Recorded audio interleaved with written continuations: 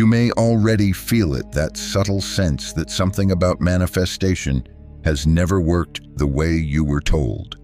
People picture the process as a straight road stretching outward, a journey toward a distant future waiting patiently ahead of them. They assume that if they visualize hard enough, push long enough, or stay focused on that far-off horizon, they'll eventually arrive at the life they imagine. But the field you're living in doesn't move like a road. It doesn't respond to forward motion the way the mind expects. Your future isn't sitting in front of you. It's already humming behind you, beneath you, inside you, a frequency that's active long before you begin chasing it. This is why so many feel a strange tension, as if they're taking steps toward their dreams while something invisible pulls them in the opposite direction. They keep walking forward in thought, while the universe keeps answering from another direction entirely. The mismatch feels like resistance, delay, confusion. Imagine standing in front of a mirror and trying to change the reflection by poking at the glass. No matter how intensely you stare, nothing shifts until you shift the source. Reality works the same way. What you live is shaped less by the direction of your gaze and more by the signal your inner world keeps broadcasting. When the emotional body is still anchored in yesterday, the future becomes a repetition of what feels familiar.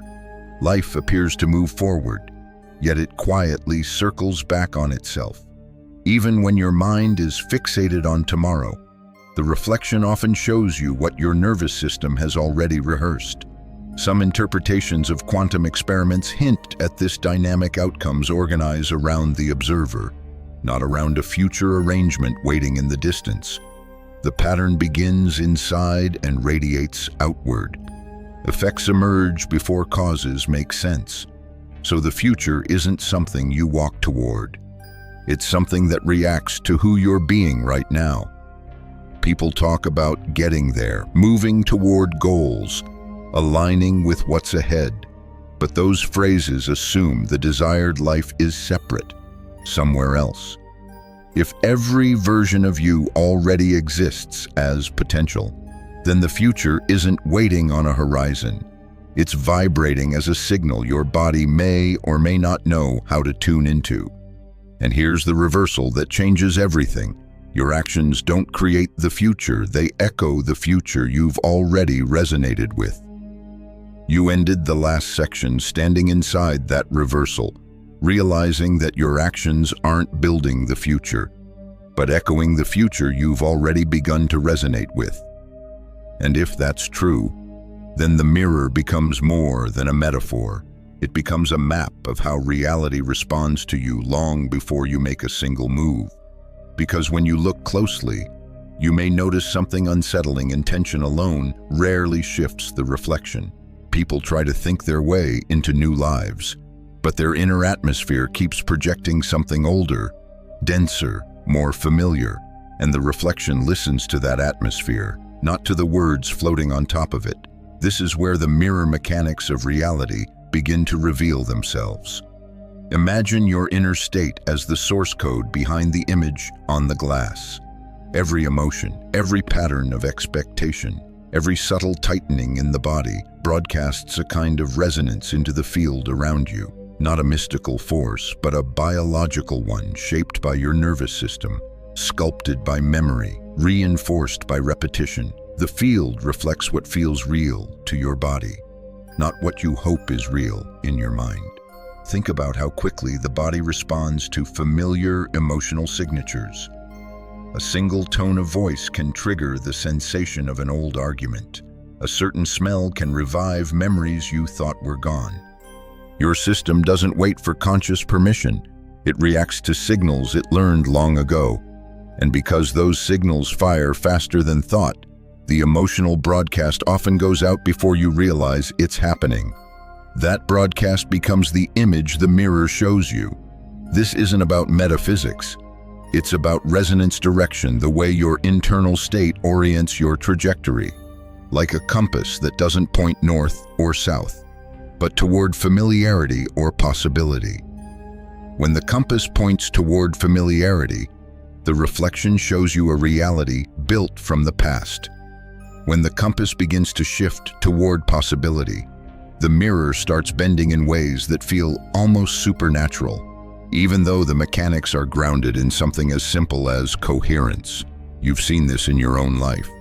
You've felt days when everything feels off, when small inconveniences stack on each other as if the world is answering a frequency of frustration. And you've felt days when ease returns, when conversations unfold without effort, when opportunities appear in ways that feel strangely coordinated. Most people assume these are coincidences, but if you pay attention, you may sense their responses reflections of the emotional signature you've been carrying. Neuroscience adds another layer here. The brain constantly predicts your next moment using past data. It isn't trying to sabotage you, it's trying to keep you safe. Predictability feels safer than expansion. Familiarity feels safer than possibility. So the brain broadcasts patterns that match the past, and those patterns instruct the nervous system to reinforce them. That reinforcement becomes your emotional baseline, and your emotional baseline becomes the language the mirror listens to. This is why desire doesn't always translate into change. Desire often speaks in images of the future, but the body speaks in echoes of what it already knows. And the mirror follows the body's language. So the backward flow isn't the universe working against you. It's your internal resonance pointing toward what feels familiar. It's your emotional compass orienting toward what it has already experienced. And that's why no matter how many times you imagine a different future, the reflection keeps returning you to the same life. But here's the turning point. Once you understand the mirror doesn't respond to effort, but to coherence, you can begin shifting your resonance direction intentionally, not by forcing elevated emotions, but by noticing the difference between an intention you imagine and an emotion you inhabit. A small shift in embodiment can create a large shift in the reflection, because mirrors don't need force, they need clarity. And when clarity rises inside you, even in small doses, you may notice the reflection begins to reorganize, not instantly, not magically, but predictably. The way a river redirects when the landscape beneath it changes, the mirror is waiting, but it can only show you what your internal world is willing to broadcast. You left the last section at the edge of the mirror, realizing it can only reflect what your inner world broadcasts. And if the mirror feels repetitive, looping the same scenes again and again, then the question rises naturally. Why does the broadcast stay the same, even when you swear you want something different? To understand that, you have to look beneath the emotional signal and into the ancient machinery sending it the nervous system. Because while your mind dreams in possibility, your nervous system dreams in survival. And survival cares far more about the familiar than the beautiful. You may notice this in your own body. A certain tone, a certain look, a certain situation triggers the same tightness you felt years ago. It happens fast, faster than thought, faster than intention. That speed is not resistance, it's efficiency. The nervous system is designed to scan the world for anything it has already lived, because the familiar feels safer than the unknown. Your desires reach toward the future, your nervous system reaches toward the past, and the body will always broadcast the louder signal. This is why emotional memory keeps shaping your reality long after the original experience has ended. The nervous system doesn't store events as narratives. It stores them as states, as chemistry, as patterns of breath, tension, anticipation, and contraction. These internal states become templates, automatic shortcuts that fire the moment something even loosely resembles what came before. That shortcut becomes your baseline frequency. When people say they keep attracting the same situations, it's not punishment, it's wiring. The body isn't choosing your past because it prefers suffering. It's choosing your past because it trusts what it has survived. The unfamiliar, even when it promises joy, feels dangerous, not emotionally, biologically. And here's where emotional neuroscience quietly intersects with the concept of backward-flowing manifestation. Your nervous system is constantly predicting your next moment using your last one. Not because it wants you stuck, but because predicting the world makes it easier to navigate. Safety comes from patterns, and the easiest patterns to predict are the ones you've lived. So when the mirror reflects an old version of your life, it isn't refusing your intention. It's translating your emotional history into physical experience. This is why affirmations sometimes fall flat, why visualization sometimes feels hollow, why desire sometimes seems powerless. The nervous system cannot broadcast a signal it doesn't trust. And trust is built from repetition, not imagination. Think about how the body responds when you try to embody abundance after years of scarcity. The breath shortens. The shoulders tense. The chest closes without permission. Those micro-reactions aren't psychological flaws. They're survival codes.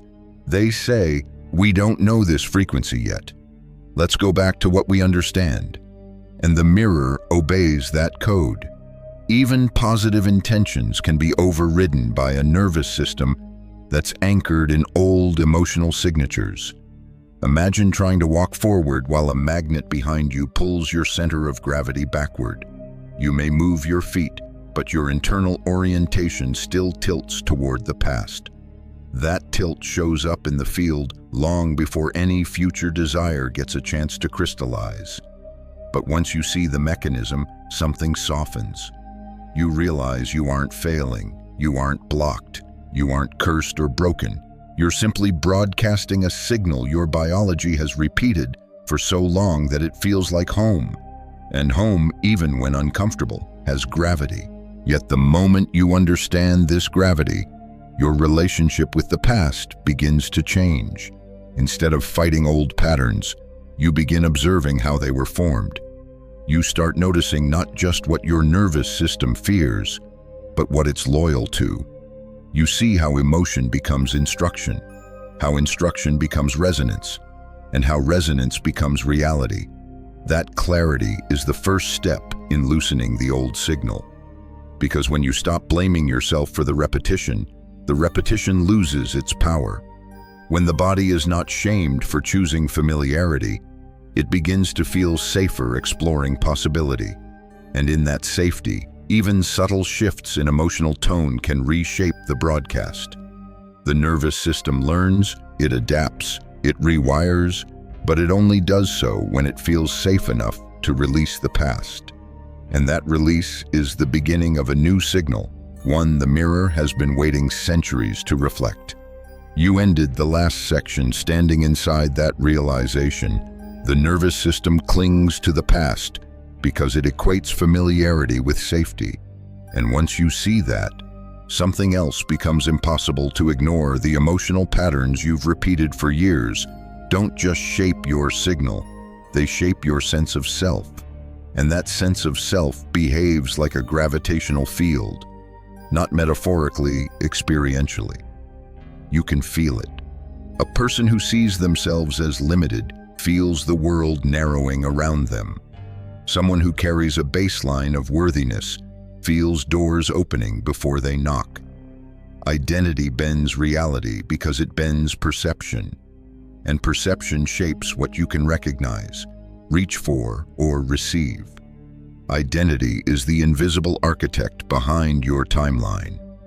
Consider how you move through your day when you feel like the old you. Your posture changes, your voice shifts, your expectations shrink. You interpret neutral events through the lens of an outdated narrative.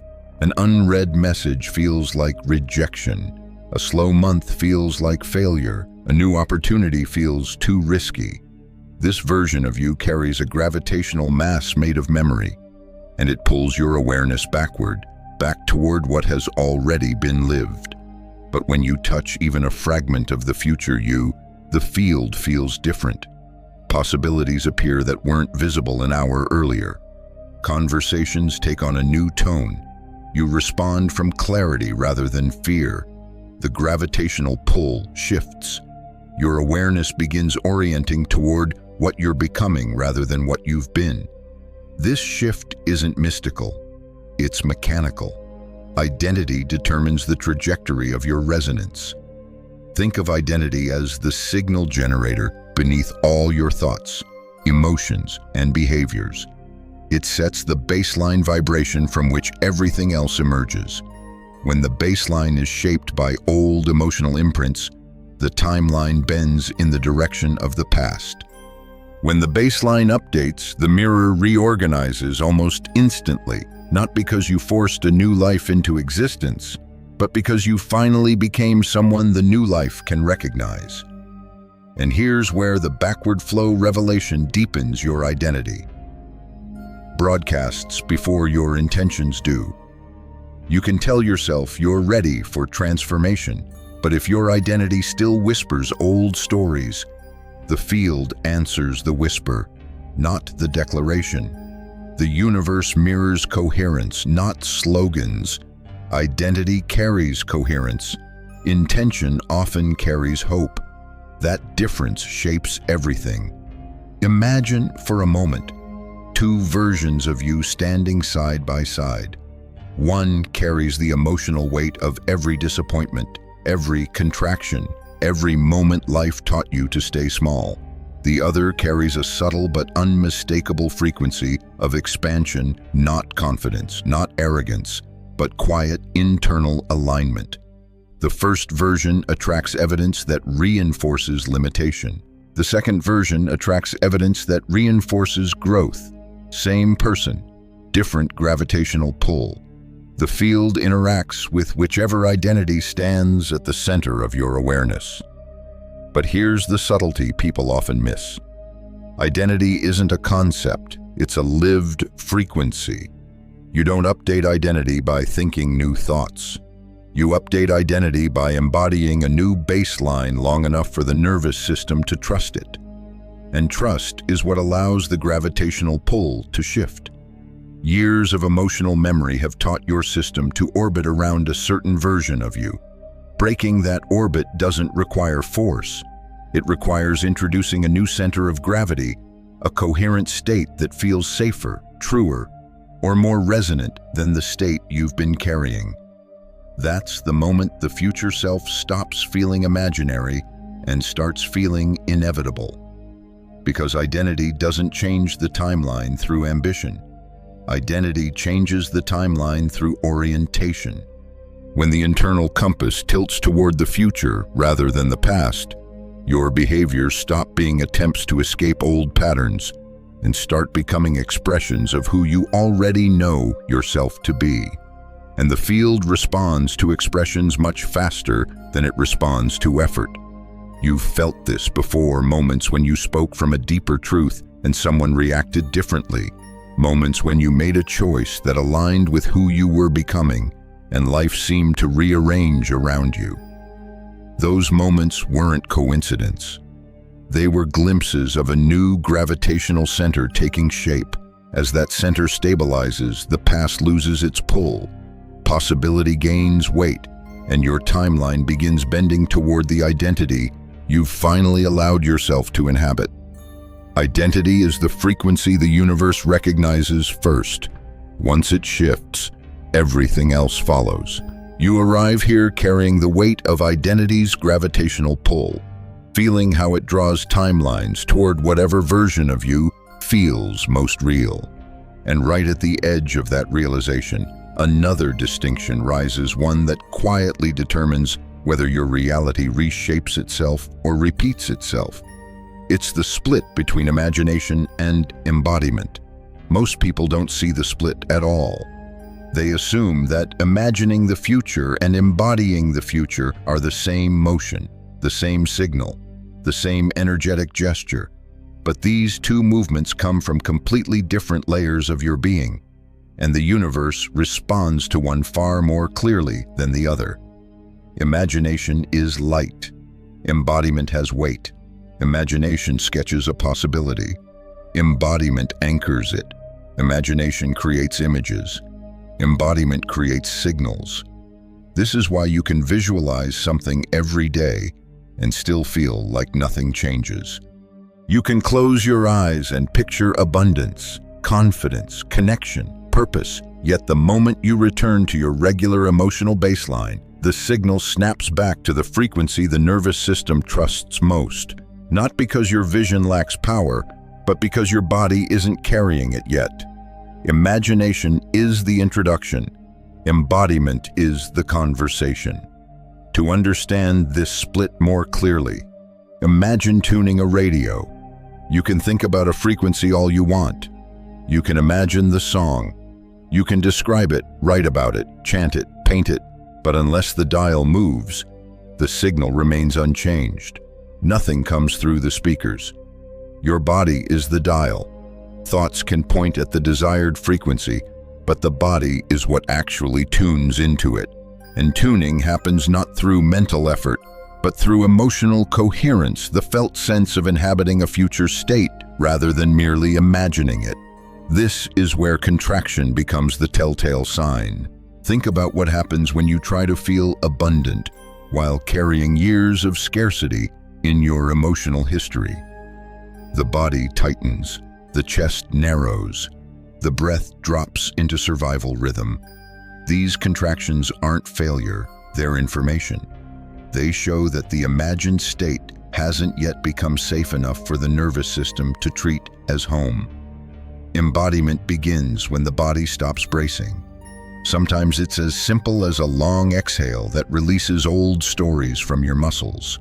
Sometimes it's a moment of stillness where the future self's emotion flickers through you like a soft current.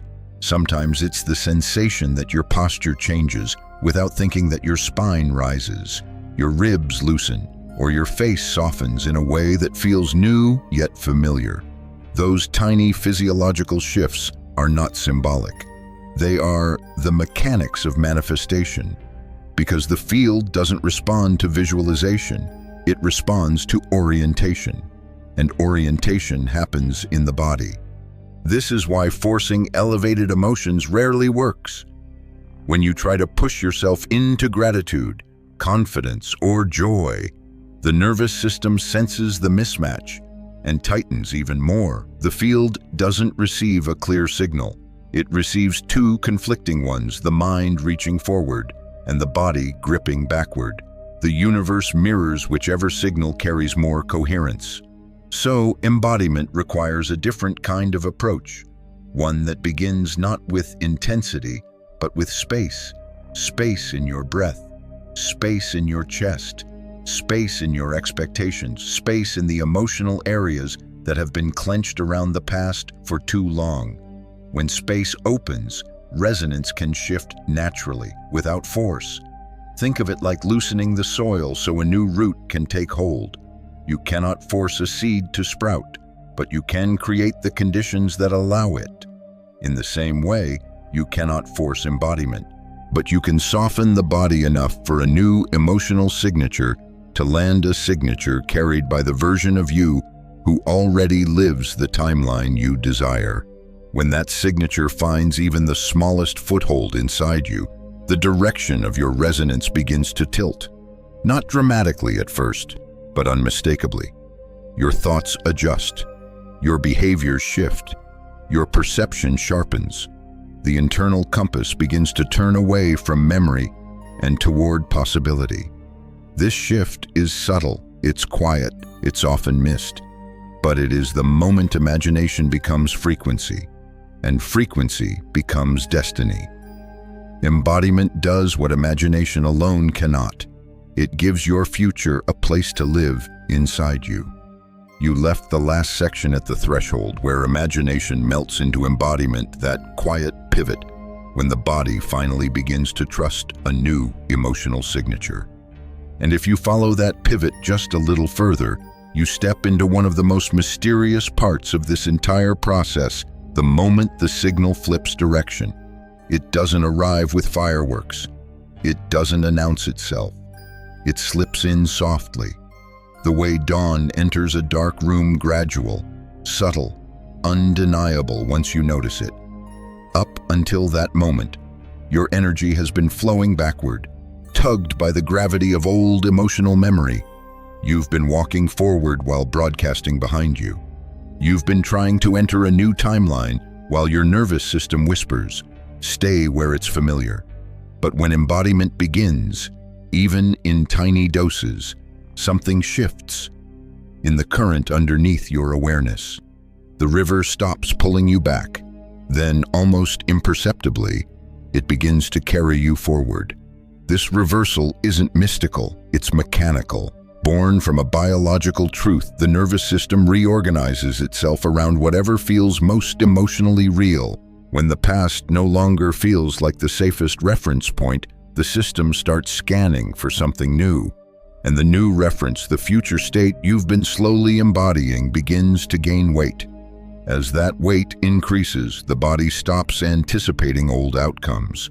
Muscles stop tightening in preparation for disappointment. Breath patterns stop rehearsing old fears. Attention stops looping through outdated predictions. The emotional past begins losing its authority. That's when the signal flips. And you may notice it first in the smallest ways. A situation that once triggered you now feels strangely neutral. A conversation that would have drained you suddenly passes through without friction. A task that used to feel overwhelming becomes unexpectedly simple. These aren't coincidences, they are signs that your resonance is no longer broadcasting from history. The body is now referencing the future. At this stage, the internal compass redirects. Not because you forced change, but because clarity has begun replacing contraction. The anxious inner scanning that once searched for familiar threats begins searching for coherence instead. And coherence acts like a magnetic north that didn't exist before, steady, calm, subtly powerful. Once this new compass activates, perception changes. Opportunities that used to hide in your blind spots become visible. People who match your future frequency begin appearing in your environment. Patterns that once repeated endlessly simply stop presenting themselves because your signal no longer calls them in. You may start noticing synchronicities, not magical signs, but evidence that the field is reorganizing around your new baseline. It feels as though life is leaning toward you, meeting you halfway, aligning in ways that seem too precise to dismiss. But here's the deeper layer. The signal flip isn't about becoming someone new. It's about remembering who you were before the emotional past became your compass.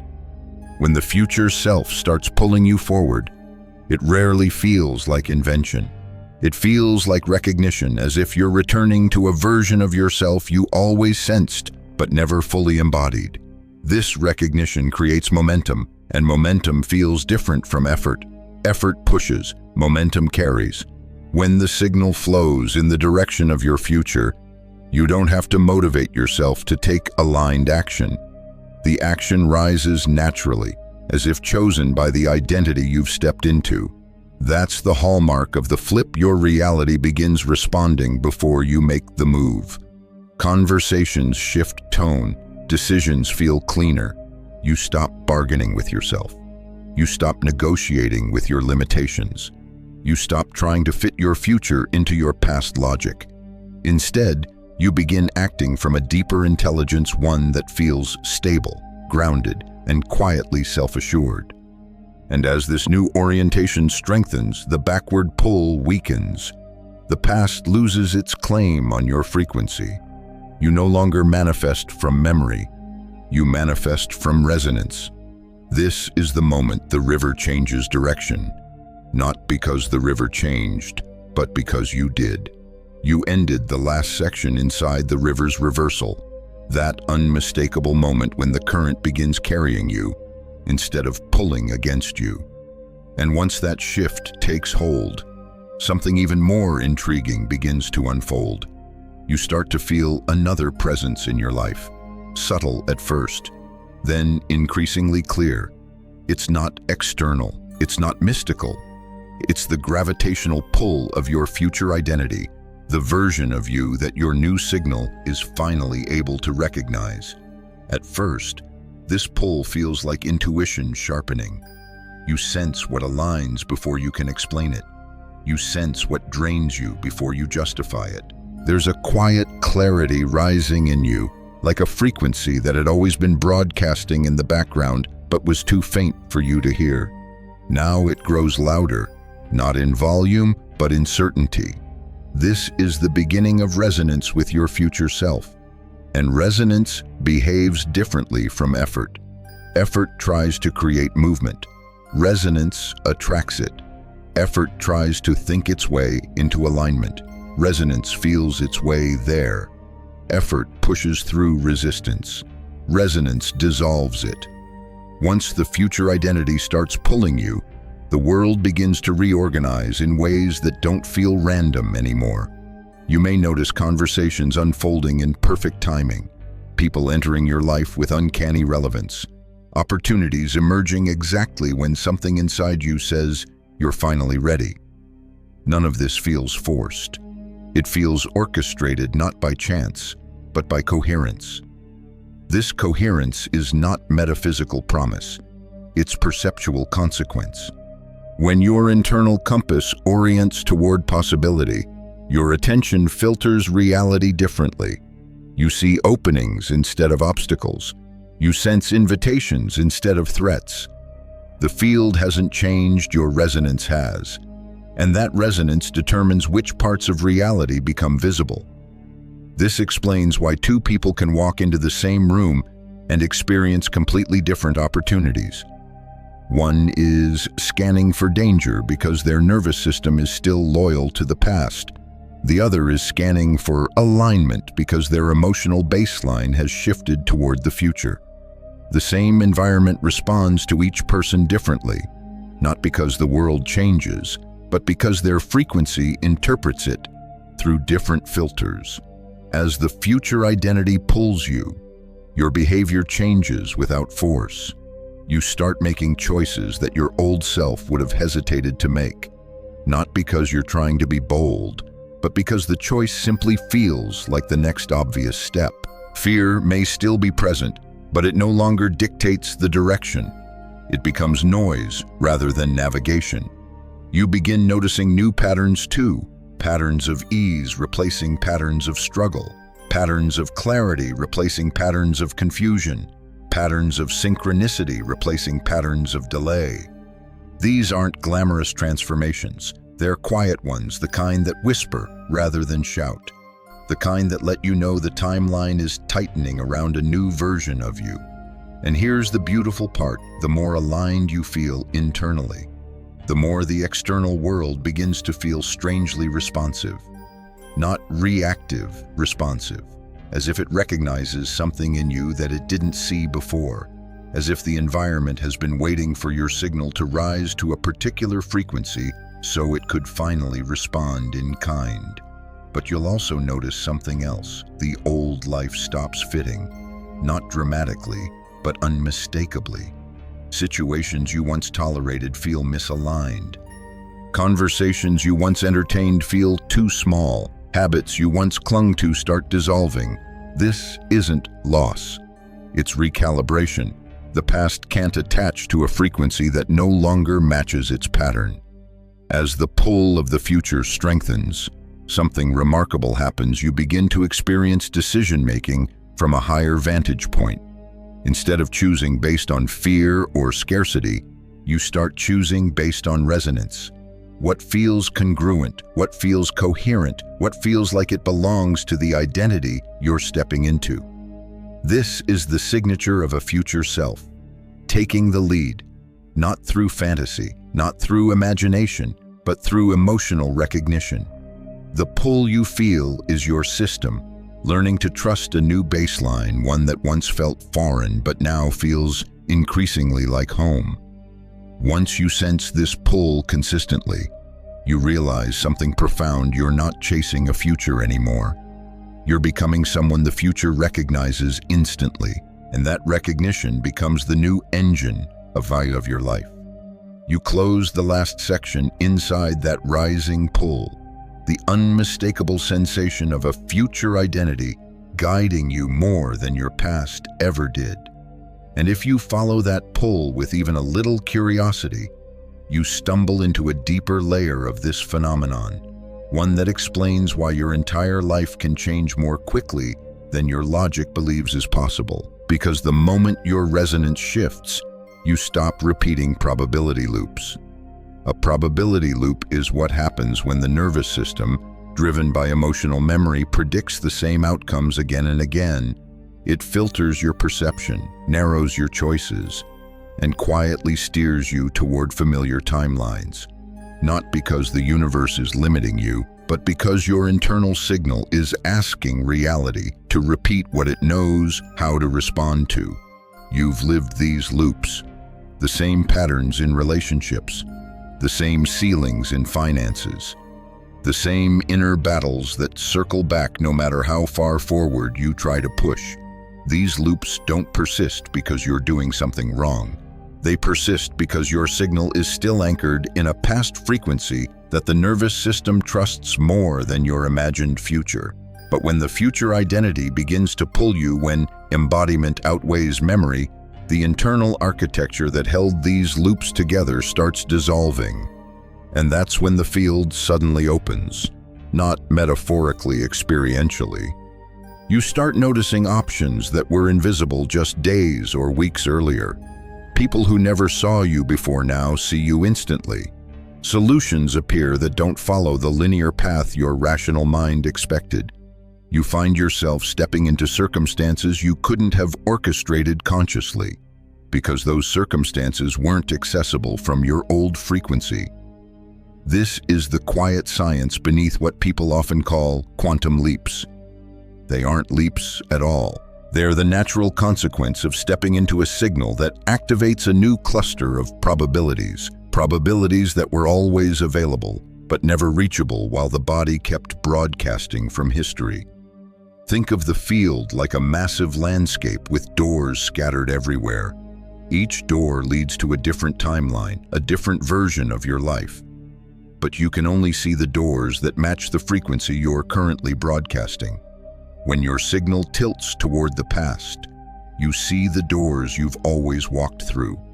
When your signal tilts toward the future, new doors appear not because they suddenly materialize, but because your awareness finally rises to the level where they become visible. This is what breaking probability loops feels like. Your world expands from the inside out. And as expansion begins, the past loses its authority. Not through force, but through irrelevance. It simply stops being the reference point that determines what you expect, how you behave, and which timelines you're able to access. You may notice that choices you used to agonize over now feel obvious. Paths that once looked risky now feel natural. Things you once avoided now feel aligned. That shift isn't courage, it's coherence. When a new emotional baseline becomes stable enough, the nervous system stops defending the past and starts exploring the future, and exploration opens probability. But here's the nuance people often misunderstand. Breaking loops doesn't mean avoiding challenges. It means responding to them from a different frequency. The same situations that once triggered spiral responses now reveal opportunities. The same conflicts that once felt overwhelming now feel solvable. The same unknown that once scared you now feels like an invitation. Your signal alters the meaning of your experiences. As the future identity strengthens, you begin navigating life with a kind of internal spaciousness, a calmness that lets you see multiple possibilities instead of collapsing into the one your past would have chosen. This spaciousness is what shatters loops. It interrupts the automatic response patterns your nervous system relied on for years. It opens the gates for new decisions, new behaviors, new outcomes. And as soon as the nervous system experiences even one or two cycles of new choice, new outcome, new emotional reinforcement, the internal compass updates. The future begins gaining emotional weight. The past begins losing its claim. The probability landscape reorganizes around the version of you who is no longer driven by memory, but by resonance. That's the moment you stop living inside old loops. You start living inside new possibilities, and reality responds with precision to the frequency you've finally begun to trust. You ended the previous section standing inside the widening field of possibility, where old loops dissolve and new probabilities emerge with a clarity your past self could never access. And once that landscape opens, something remarkable becomes visible: the way life begins to move with an effortlessness that feels almost unnatural to the part of you that once survived on struggle. This is where the physics of effortlessness enters the story, not as fantasy, not as blind optimism, but as the natural byproduct of resonance finally replacing resistance. For most of your life, effort was the primary strategy. You pushed, you forced, you tried to outwork patterns that were wired into your nervous system. You battled timelines as if your will alone could burn through emotional gravity. And while your intentions were strong, your signal was split, one frequency dragging backward, another reaching forward. Effort became the attempt to compensate for incoherence. But when your resonance aligns with the identity you've been growing into, the need for force starts dissolving, not because you suddenly become passive, but because action begins emerging from a different layer of your being. Action is no longer a tool to escape your old life. It becomes an expression of your new one. Effortlessness isn't the absence of action. It's the absence of internal conflict around that action. A person aligned with their future identity doesn't waste energy negotiating with themselves. They don't overthink, stall, or bargain with limitation. Decisions arise cleanly. Movement becomes natural. It's as if the body already knows what to do because the emotional baseline has been updated to support the direction you're moving in. This is the power of coherence. It streamlines reality.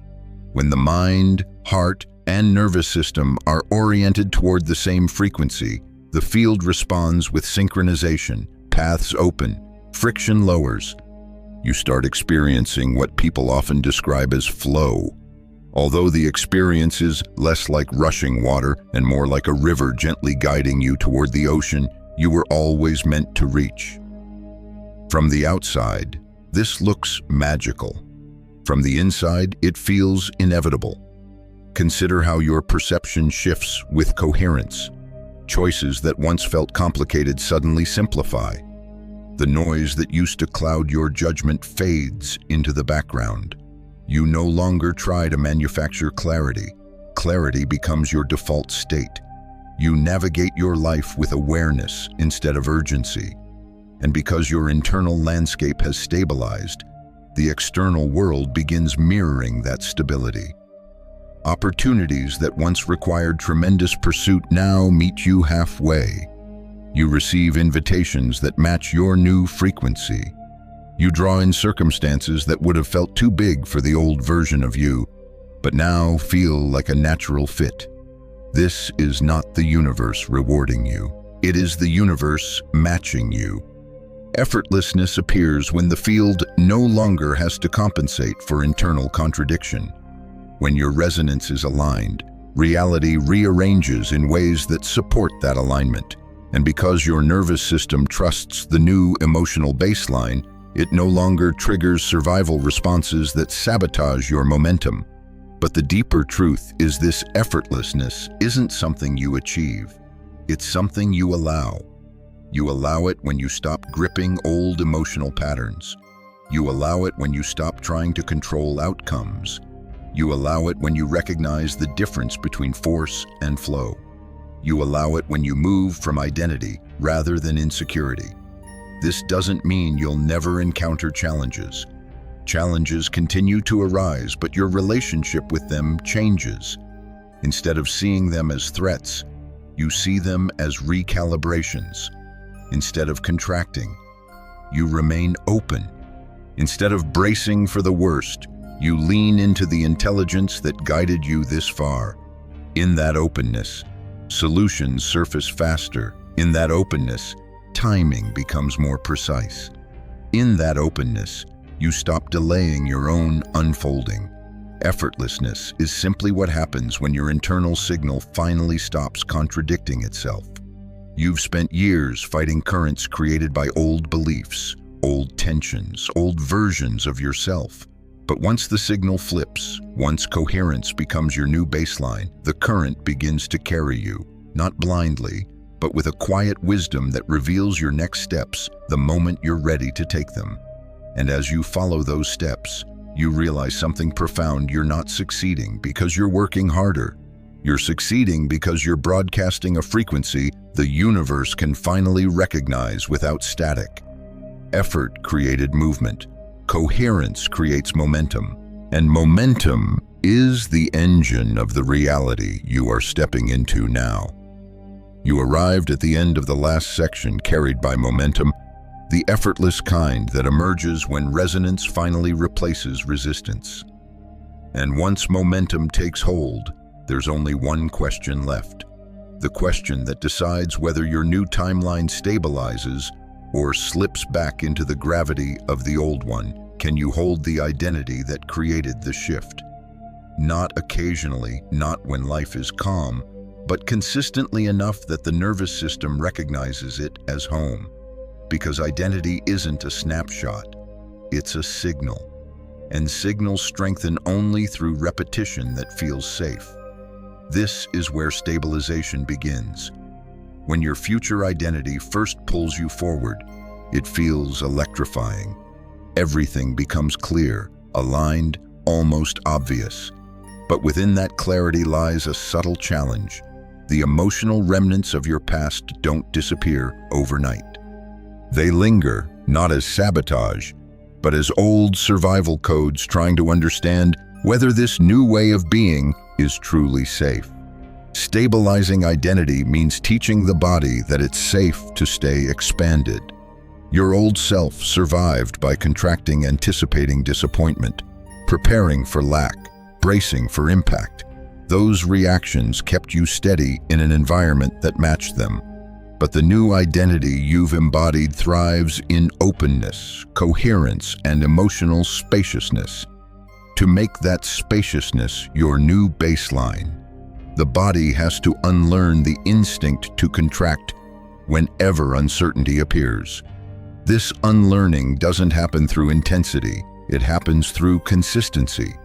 Every time you choose alignment over fear, the signal stabilizes. Every time you choose coherence over urgency, the signal stabilizes. Every time you choose truth over repetition, the signal stabilizes. Your actions become reinforcement loops. Not because action creates identity, but because action reflects identity back into the nervous system in a way it can trust. This is why small, steady behaviors matter more than grand declarations. A single aligned choice repeated daily carries more transformative power than one dramatic leap fueled by adrenaline. The nervous system doesn't trust intensity, it trusts familiarity. So stabilization means turning your future identity into something familiar. Familiarity becomes frequency. Frequency becomes inevitability. As identity stabilizes, you'll notice a new kind of inner dialogue emerging. The old voice of limitation grows quieter, not because you fought it, but because resonance no longer supports it. The newer voice, the one rooted in clarity, groundedness, and possibility, begins speaking first instead of last. From this updated center, decisions shift once again. You no longer ask, "Can I?" or "What if I fail?" or "What if this is too much for me?" Those questions dissolve because they belong to someone who no longer exists. Instead, you begin asking, "What aligns with the reality I'm already stepping into?" or "Which choice strengthens the identity I've chosen?" or "What feels coherent with who I am now?" These are the questions of a stabilized self. And as this stabilized identity becomes the new center of gravity, the field responds with even more precision. The opportunities that match your frequency don't just appear, they linger. They stick. They unfold. You don't have to chase them or grip them tightly. You meet them from a place of groundedness, which allows them to expand naturally instead of collapsing under pressure. But stabilization isn't only about expansion, it's also about release. Because every new identity requires letting go of the emotional architecture that belonged to the old one. This letting go doesn't need drama. It happens gently, almost invisibly, as the nervous system learns that it no longer needs to rehearse certain patterns. The hypervigilance fades. The tension dissolves. The echo of old stories weakens. This is the quiet rebirth, not a burst of transformation, but a steady unfolding into a version of you that no longer needs external validation to feel real. By this stage, something subtle yet profound begins happening. The future identity that once felt aspirational becomes the default frequency from which you move. It doesn't feel like reaching anymore. It feels like remembering. You act, speak, decide, choose, and respond from a state that finally feels like you. And when you live from that place, the timeline doesn't just shift. It stabilizes, it locks in. It becomes the lived reality that once existed only as potential. This is the moment when the future stops being a destination and becomes the identity you inhabit effortlessly, the identity that your coherence has been shaping all along. You arrive here with the timeline fully shifted beneath your feet, the future no longer a distant horizon, but an identity you've stepped into so fully that the old gravitational pull feels like a faint memory. And as you settle into this new orientation, there's a softer truth waiting to be felt, one that whispers rather than declares, inviting you to breathe into the journey you've just walked. Everything you've uncovered, the mirror, the resonance, the nervous system, the identity shift leads to this quiet convergence. Transformation is not a chase, it's a remembering. And remembering requires gentleness. You may notice, even now, a subtle calmness opening in your chest, a softness where tension once lived, a steady inner knowing that doesn't demand proof or evidence. This is the signature of a stabilized signal, not loud, not dramatic, but unmistakably alive. And the bridge from here is simple. Continue choosing coherence over urgency. Continue choosing alignment over fear. Continue choosing the identity that feels like home, not because it's perfect, but because it resonates with who you've always sensed yourself becoming. The past may still try to echo, but echoes lose power when you stop leaning toward them. Possibility may still feel tender, but tenderness is not weakness. It's the first sign of a new timeline taking root. All you need to do is keep meeting yourself where you are, moment by moment, breath by breath, without demanding that transformation rush or rise on command. Your future is not asking for effort, it's asking for presence. And presence is the quietest form of power. So let yourself integrate, let yourself soften. Let yourself feel the way coherence reshapes the world around you, not through force, but through the steady rhythm of a self that finally trusts its own signal. You've already stepped into the frequency that your future recognizes. All that's left now is to walk with it gently, consistently, faithfully, as it continues revealing the version of you it always knew you could become. This is the moment where the journey shifts from becoming to being, from searching to inhabiting, from hoping to radiating. The signal is yours now, and the timeline is listening.